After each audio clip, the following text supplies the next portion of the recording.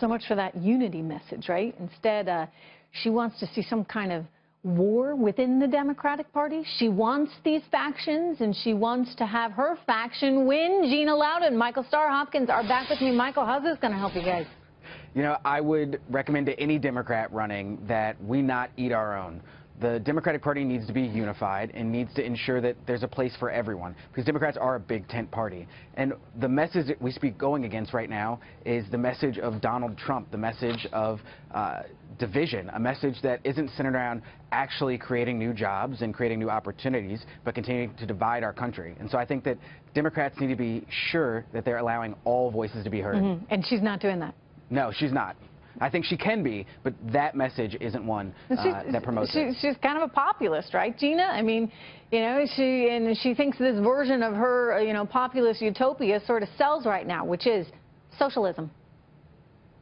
Yeah, she is a socialist, and if it's a big tent, then Elizabeth Warren has a big tent with a lot of little tribal rooms in it, because remember, this is the person who lied about being a Native American, so she's definitely not going to depart from the identity politics that has destroyed the Democrat Party, that lost more than 1,000 races under Obama, that's lost every special election since this president was elected, and that has made their fundraising at record lows. So, you know, Republicans must be sitting down at night praying she runs. I'm just looking at this picture of her and Bernie Sanders together, and it's rather fitting, because, Gina, this is what she thinks she should tap into, right? She needs enthusiasm. There's been a huge enthusiasm gap, as the pros like to call it. And the reason is, you know, she just hasn't been able to ignite excitement amongst the base.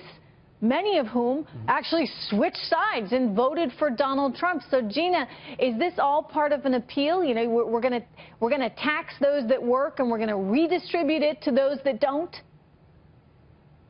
You can't put lipstick on a pig and get a princess, Trish, and that's what she's trying to do. She is socialism, and socialism by any other name is socialism. And America is not at its heart okay with that. We don't like socialism. Americans love freedom, and she stands for everything that isn't that. See, this is, I think, going to be her problem. And frankly, you know, it's going to continue to be this way unless someone comes along, Michael, and really actually stands up for those people that Donald Trump was able to recruit. When I'm talking about the Rust Belt, I'm talking about union workers. I'm talking about people that were longtime Democrats that felt that no one was there for them, because it's increasingly become the let them eat cake party. Isn't that effectively what the Nancy Pelosi's, the Chuck Schumers represent?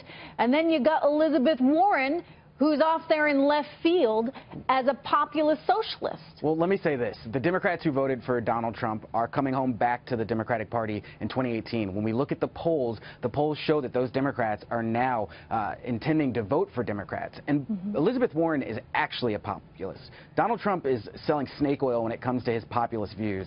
He flips from one side to the other. At one point, he's against NAFTA, then he's for it. You telling me being a populist is good? Are you trying to say that you like Elizabeth Warren's populism? I'm saying that a strain of populism is absolutely a good thing for this country. We need to go back to rebuilding the middle and the poor class of this country, because of the tax cuts that have been given have been on the back of them. You want to build the poor class? Taxing those that work. No, we need to build up the poor class. I mean, this is a fundamental economic, and I don't care what side of the aisle you're on. This is why I don't think in many ways party even matters anymore. Our economy matters. People's ability to work. Yes, our middle class is the foundation of this country.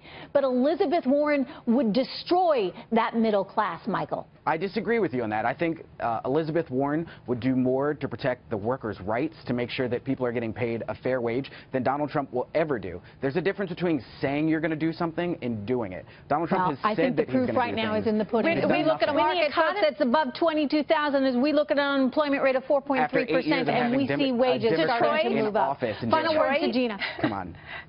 Yeah, when you look at the inner city, any inner city that Democrats have run for a decade, Trish, and I will show you an entire underclass that is being kept an underclass because the Democrats want to use them for their votes. Just take a look at the massive growth in the city of Detroit right now under this president, and then you tell me what the Democrats have ever done for poor people. As a black person that grew up in the inner Michael, city, thank you so much. Good to have you here today.